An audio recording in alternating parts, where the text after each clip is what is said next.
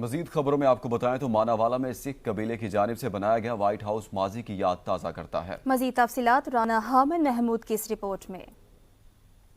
ਕੱਲ ਦਾ ਮਾਨਾਵਾਲਾ ਤੇ ਅੱਜ ਦਾ ਮਨ ਕਿਸੇ ਚੰਗੇ ਅਸਰ ਦੀ ਉਡੀਕਾਂ ਦੇ ਵਿੱਚ ਹੈ। ਮਾਨਾਵਾਲਾ ਜ਼ਿਲ੍ਹਾ ਸ਼ੇਖਪੁਰਾ ਇੱਕ ਮਰੂਫੀ ਕਦੀਮੀ ਕਿੱਸਾ ਹੈ ਜੋ ਲਾਹੌਰ ਤੇ ਫੈਸਲਾਬਾਦ ਦੇ ਸੰਗਮ ਦੇ ਵਾਕਿਆ ਹੈ। ਮਾਨਾਵਾਲਾ ਦੀ ਤਾਰੀਖੀ ਹਸੀਅਤ ਇਹ ਕਿ ਇੱਥੇ 1.5 ਸਦੀ ਪਹਿਲੇ ਇੱਕ ਸਿੱਖ ਕਬੀਲੇ ਨੇ ਆਬਾਦ ਕੀਤਾ ਸੀ। ਅੱਜ ਵੀ ਇਸ ਸਿੱਖ ਕਬੀਲੇ ਦੇ ਪੁਰਾਣੇ ਘਰ ਮੌਜੂਦ ਨੇ। ਜੋ ਵੱਡੀ ਗੱਲ ਇਹ ਹੈ ਕਿ ਮਾਨਾਵਾਲਾ ਦੇ ਵਿੱਚ ਅੱਜ ਵੀ ਸਿੱਖ ਕਬੀਲਾ ਦਾ ਬਣਾਇਆ ਹੋਇਆ ਵਾਈਟ ਹਾਊਸ ਮੌਜੂਦ ਹੈ। ਮਾਨਾਵਾਲਾ ਦੇ ਵਿੱਚ ਇੱਕ ਬਜ਼ੁਰਗ ਹਸਤੀ ਹਜ਼ਰਤ ਬਾਬਾ ਉਮਰ ਹਯਾਤ ਸ਼ਾਹ ਬਾਦਸ਼ਾਹ ਦਾ ਦਰਬਾਰ ਹੈ ਜੋ ਆਪਣੀ ਪਹਿਚਾਣ ਆਪ ਹੀ ਰੱਖਦਾ ਹੈ।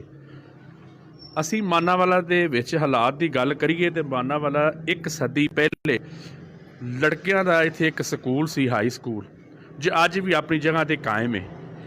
ਇੱਥੇ ਦੇ ਵਾਸੀਆਂ ਨੇ ਹਰ ਦੌਰ ਦੇ ਵਿੱਚ ਆਪਣੇ ਨੁਮਾਇੰਦਾਂ ਨੂੰ ਆਪਣੇ ਬੱਚੋਂ ਔਰ ਬੱਚੀਆਂ ਦੇ ਮੁਸਤਕਬਲ ਆਸਤੇ ਆਲਾ ਤਾਲੀਮ ਲਈ ਡਿਗਰੀ ਕਾਲਜ ਦਾ ਮੁਤਾਲਬਾ ਕਰਦੇ ਰਹੇ ਨੇ ਔਰ ਹਜੇ ਤੱਕ ਕੀਤੀ ਜਾ ਰਹੇ ਨੇ। ਸਭ ਤੋਂ ਵੱਡੀ ਗੱਲ ਇਹ ਹੈ ਕਿ ਮਾਨਾਵਾਲਾ ਦੇ ਵਿੱਚ ਇੱਕ ਰੈਸਕਿਊ 1122 ਦਾ ਦਫ਼ਤਰ ਤੋਂ ਵੀ ਮਰਹੂਮ ਹੈ।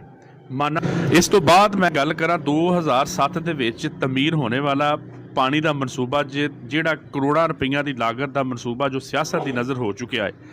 ਔਰ ਮੈਂ ਅਗਰ ਮਾਨਾਵਾਲਾ ਦੀ ਮੇਨ ਚੌਂਕ ਦੀ ਗੱਲ ਕਰਾਂ ਲਾੜੀ ਗੱਡਾ ਤੇ ਜਿਹੜਾ ਹਜ਼ਾਰਾਂ ਜਾਨੇ ਨੌਜਵਾਨ ਦੀਆਂ ਜ਼ਿੰਦਗੀਆਂ ਲੈ ਚੁੱਕਿਆ ਹੈ।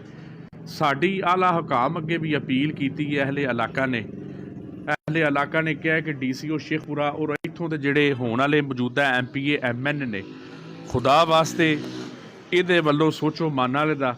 ਔਰ ਮਾਨਾਵਾਲੇ ਦੇ ਥਾਣੇ ਦੀ ਗੱਲ ਕਰਾਂ 1922 ਦੇ ਵਿੱਚ ਇਹ ਥਾਣਾ ਬਣਿਆ ਸੀ। ਉਦੋਂ ਸ਼ਾਹਕੋਟ ਦੇ ਵਿੱਚ ਇੱਕ ਚੌਂਕੀ ਹੁੰਦੀ ਸੀ ਥਾਣੇ ਮਾਨਾਵਾਲਾ ਦੀ। ਅੱਜ ਸ਼ਾਹਕੋਟ ਤਹਿਸੀਲ ਬਣ ਚੁੱਕਿਆ ਹੈ ਤੇ ਮਾਨਾਵਾਲਾ ਉੱਥੇ ਦਾ ਉੱਥੇ ਹੀ ਹੈ।